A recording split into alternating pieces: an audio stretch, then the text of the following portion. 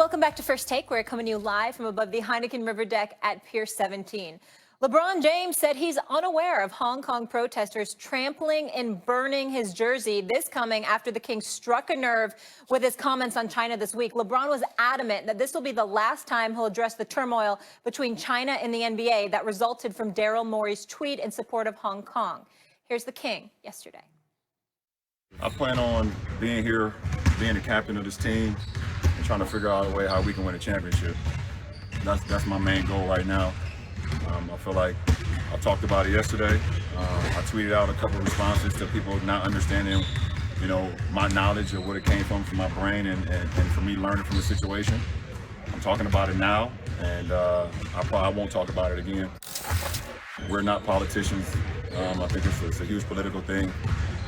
But we are leaders, and we can step up at times. But there's times where I'm not saying in this particular instance, but if you don't feel like you should speak upon things, you shouldn't have to.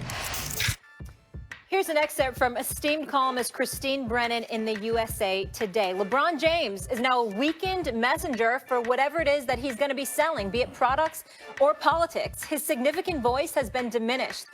This is that big of a development. It's rare that any athlete can become a quintessential 21st century cultural figure, equal parts sports superstar, and esteemed voice of a generation who throws that away in a few sentences.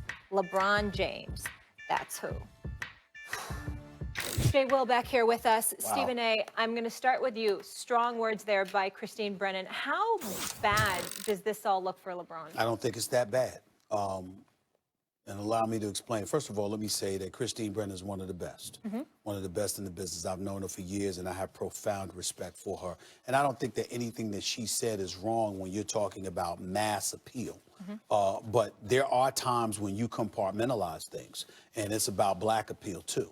And so when you look at LeBron James speaking on this issue, let me be very, very clear about what I'm about to say. He was wrong to call Daryl Morey misinformed. Daryl Morey is not misinformed.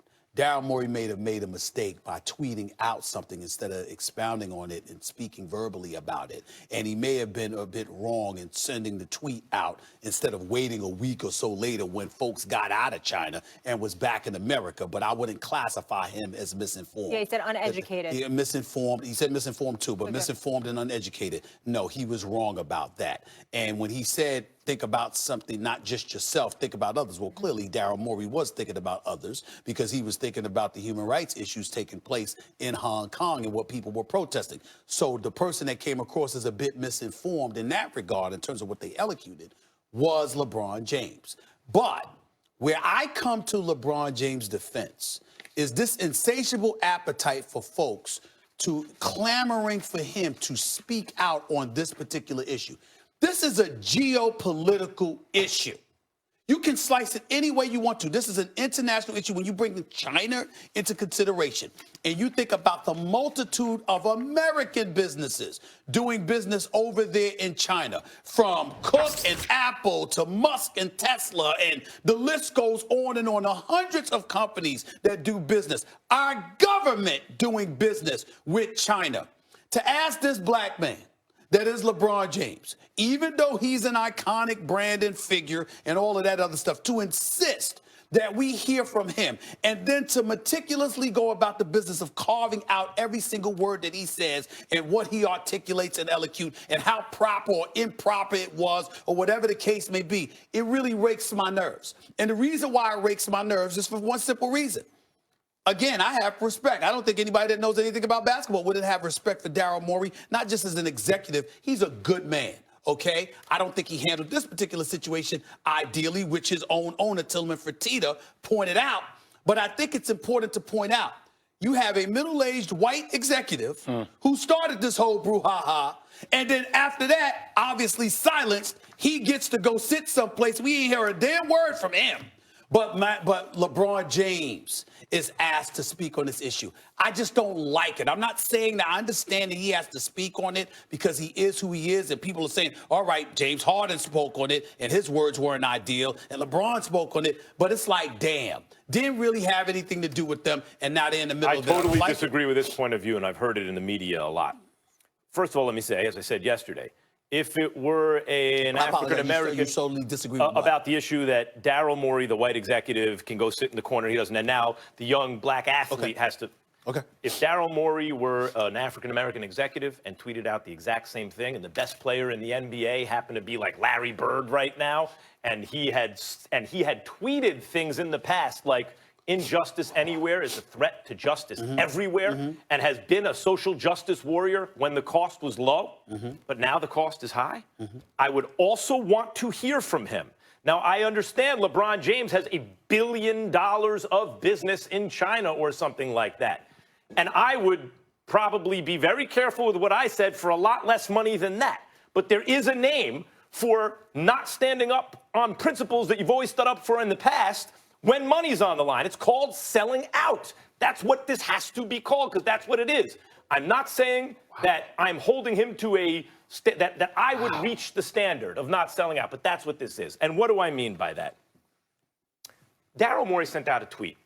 He said, the tweet was, stand with the people of Hong Kong. What he's really saying is, I support freedom. That's all he's saying is, I support freedom. Now, the timing of the tweet, I agree with LeBron. Hey, our guys are over there. We have a lot of business there. But really what we're saying is, because we know the authoritarian Chinese government is so sensitive that saying I support freedom will have them cancel business, we're saying that we should respect that and respect the authoritarianism in the government, right? Essentially, so we're saying bad Daryl Morey. Bad Daryl Morey. And even now, it's still bad Daryl Morey. The issue of Daryl Morey's timing, et cetera, has been talked about. And then it moved eventually to LeBron, because anything that goes on in basketball, people want to hear from LeBron. Just as Daryl Morey, you could say, hey, how committed was he really to this? He sent out a tweet. That's a real quick hit of dopamine. You can virtue signal, low cost, send out a tweet. Oh, my God, look at the ramifications. Now he backs off. How committed was he really to it? But LeBron, by the same token, if a threat to justice anywhere, which includes China, if injustice anywhere is a threat to justice everywhere, if you tweeted that out, so was that just a low-cost virtue signaling for you too? Or do you really believe that? Because I thought he really believed it. I lost you after you called LeBron a sellout. I mean, I think those are really strong words for a guy that's really put himself at the forefront of a lot of things going on in this country. I think what would you call it? I think you're in a lose. I didn't call him a sellout, by the way, but you said that. I said it's called selling out, and I also said, Jay, that were I in the same situation for a lot less money, I might do the same thing. What is it called when you back off on principle for money? So no, well, maybe it's called recalibrating and rethinking your position on things. Even though, like, LeBron James is one of the most voice-like people that we've ever had in this country. But LeBron James is not bigger than the NBA. I think sometimes we want these individual athletes to be bigger than the entity in which they play for. So if LeBron James were to say things at that given moment that would affect international business, that would affect the bottom line of a multi-billion-dollar league, there would be repercussions for LeBron in that regard. I'm not saying I condone LeBron not saying anything, because I think the optics of it look bad.